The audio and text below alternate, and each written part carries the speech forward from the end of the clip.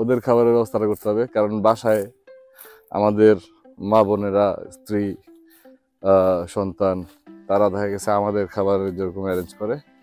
আর হচ্ছে যেহেতু গৃহপালিত পশু আমাদের আছে, তাহলে ওই হিসাবে দেখা গেছে আমাদের এই কাজগুলি, ডেলির কাজগুলা, প্রতিদিনের প্রতিবেলার খাবারের ব্যবস্থাটা তো আমাদের করতে হবে তাদের জন্য। হুম।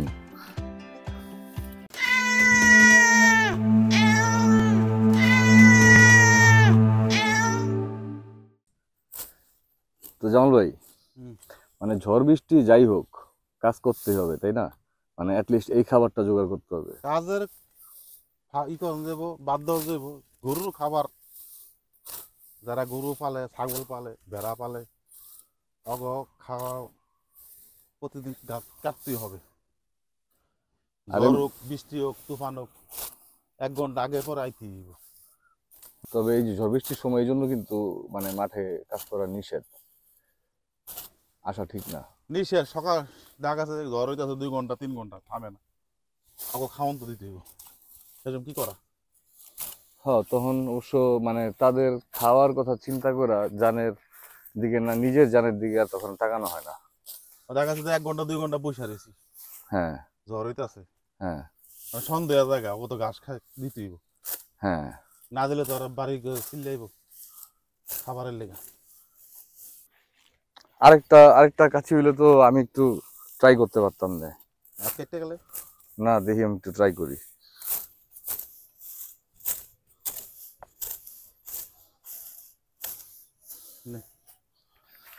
এটা কৃষক, এখন কোনো রোদও ধরে না, হ্যাঁ বৃষ্টিতে ধরে না। হ্যাঁ হাত উপরে রাখিস। হ্যাঁ, হ্যাঁ, হাত উপরে উপরে রাখিস। হাত উপর দিকে, হ্যাঁ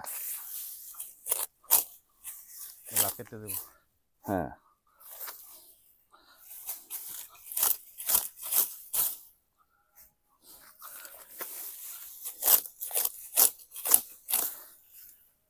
যে পারে সে সবই পারে, যে পারে না কিছুই পারে না। দেখা গেছে অভ্যাস আমরা কি জীবনে করছি? হ্যাঁ, সেটাই তো সবার অভ্যাস করতে। হ্যাঁ, মানে পারার মতো চিন্তা করা যদি করে কেউ, যে না আমি এটা করবো বা এটা পারবো, ওই বিশ্বাসটা রেখে কাজ করলে সবাই মোটামুটি সম্ভব। সম্ভব। তার কারণ রকেট সায়েন্স না ভাই। কাটা খারাপ হইতেছে? না, ঠিক আছে।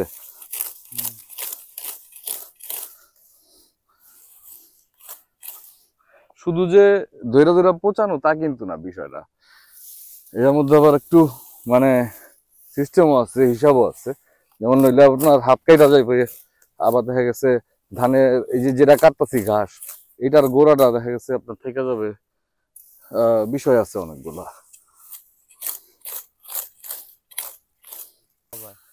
ও আচ্ছা, ভালো কথা। এদিকে হচ্ছে ভাই বলতেছে যে রাসেল ভাইপার সাপ পাইছিল 2-1 দিন। ভাই কদিন পাইছিলেন? 3 দিন পাইছিলাম, 3 দিন। 3 দিন পাইছিলেন রাসেল ভাইপার সাপ এই ঘাসের মধ্যে একদিন শুয়ে রয়েছে, শুয়ে রয়েছে। তারপরে আরেকদিন গাছের উপরে দাঁড়ায় রয়েছে। আচ্ছা, ডরাই না আমরা। এমনি এদিকে তো সাপের কাটার কোনো তাজা ধরছিলাম, বোতলে বৈরমের ভিতরে পড়ছিলাম। তারপরে পরে মাইরা লাইছে, আমার বৈরমের সিনটা আছে। এদিকে আসেন। তোরা দেখা যায় ক্লিয়ার।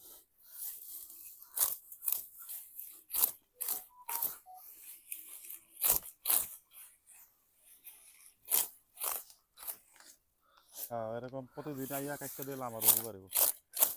আমার তো 365 দিন 365 দিন কাটতে হয়। হ্যাঁ, মিস নাই, বাইরের মিস নাই, ঝড় নাই, বৃষ্টি নাই, কেদা নাই, কোনোই নাই। হ্যাঁ, কাটতে হইব, কাটতে হইব।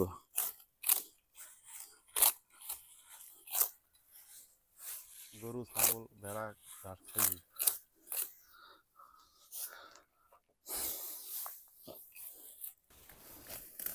ভাইয়ে দুষ্টামি করতেছে যে এই যে ক্ষেতের মধ্যে আসলাম ঘাস কাটতে, ঘাস কাটতে আসলে মাঝে মধ্যে সাপ পাওয়া যায়। ওই রাসেল ভাইপারও পাইছে ভাই 2-3 দিন, ওই যে বললো। তো বলতেছে যে আজকে যে আসলাম একটা রাসেল ভাইপার পাইলাম না, পাইলে আমার বাজি করে খাওয়াইতো। ভাই মনে করেন এই যে এইখানে মাঠে কাজ করেন, তারপর দেখা গেছে ফ্রেশ শাকসবজি খান, সবকিছু এইটার যে একটা বেনিফিট আছে বডির, আপনাদের ইমিউনিটি সিস্টেম, বডির যে রোগ প্রতিরোধ ক্ষমতা, এটা নর্মালি দেখা গেছে ঢাকা শহরের মানুষের চেয়ে একটু বেশি হবে, এটাই স্বাভাবিক। এই কারণে ঢাকা শহর মানুষ অল্প একটু এরকম কাটা ছিঁড়াতে আমরা অনেক সময় আমরা প্যানিক খাই হয়ে যাই। প্রতিদিনকার তাজা তাজা জিনিস, হ্যাঁ, আমরা ধরা তো মাছ, এক্স্যাক্টলি। শাক তাজা, এখন নিমু আর আধা ঘন্টা পরেই পেটে। হ্যাঁ। তোমার তো লাগবো 2 দিন, মিনিমাম 2 দিন লাগবো যাইতে। হুম। তারপর আবার এই 2 দিন রাখার জন্য এটা যেন না পচে এই জন্য আবার কিছু মেডিসিন দিব, তাই না? আর এখানে তো আর সেটা না, একবারে ফ্রেশটা খাইতেছে। আধা ঘন্টা পরে খেলে মাটির সাথে একবারে ডিরেক্ট কানেকশন তাদের সবার। মাছ ধরুম, তাজা মাছ কুটবো, আধা ঘন্টার ভিতরে পাক কইরা ভাজ্জা ফেলে। আমরা খাইছি অনেকবার না? হ্যাঁ। আপনারা ভিডিওতে দেখছেন। আমরা যে পরিশ্রম করি আমরা ডায়াবেটিস থাকবো না, হইলেও থাকবো না। হুম। 8-10টা রুটি খেলে তারম, এক বল ভাত খেলে তারম, আলু ভর্তা দিয়া। হ্যাঁ, না আলু ভর্তা দিয়া ভাত খাওয়া অনেক মজা আছে ভাই, আলু আমরাও খাই। ভর্তা দিয়ে এক বল ভাত খেলে তারম, আমগুলো খাওয়াই পারবো না, যত খিদা গরিবের পেটে। বড় লোকেরা যদি আমগুলো খাওয়া পারে তাহলে গোলামি খাটে হারা বছর খাওয়াই পারবো না আমগুলো লোকে, গরিবের লোকে। হ্যাঁ তুই খাবি এই কটা ভাত, ওই কটা আমি 2 থাবা খেলে হ্যাঁ, এটা সত্য। পারবি খাওয়া আমার লগে? না, তার কারণ ভাই বিষয়টা হলো গিয়া খাওয়া আমাদের পারবি না, আমাদের মনে আমার করুন খিদা বেশি, আপনারা তো পরিশ্রম করেন, মনে পরিশ্রম করেন করি আমার আপনারা খিদা বেশি। যেই শারীরিক পরিশ্রমটা করেন এটা ঢাকা শহরে মনে করেন লোকজন বা আমরা তো পরিশ্রম সারা বছরে যোগ করলে আপনাদের একদিনের সমান হইব কিনা সন্দেহ আছে।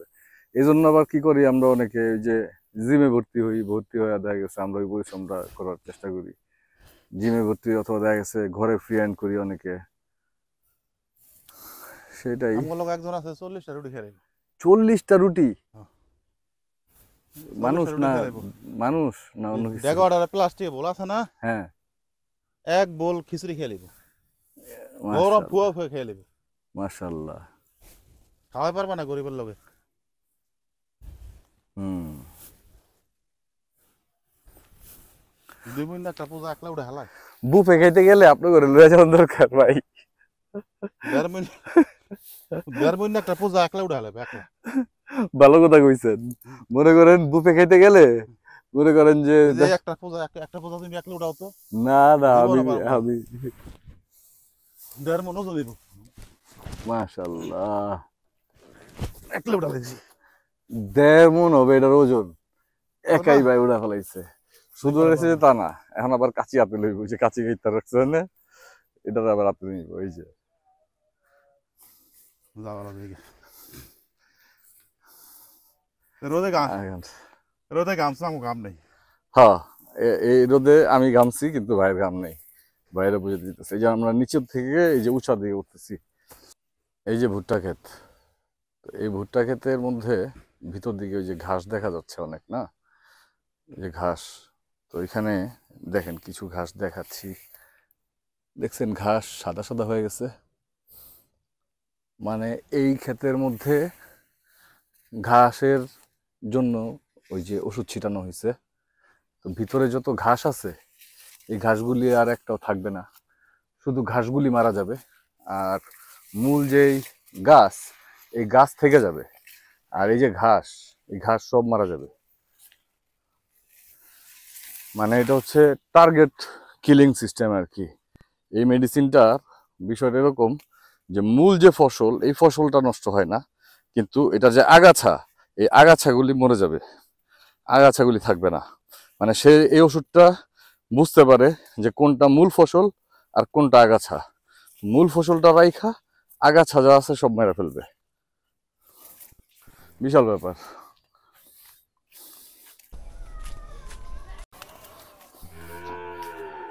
ওই যে ছাগল গরুতে অলরেডি ডাকাডাকি শুরু করে দিচ্ছে, খাওয়ার সময় হয়ে গেছে, ঘ্রাণ পেয়ে গেছে মনে হয়। এটা হচ্ছে বাড়ির পিছন দিক দিয়ে আর কি।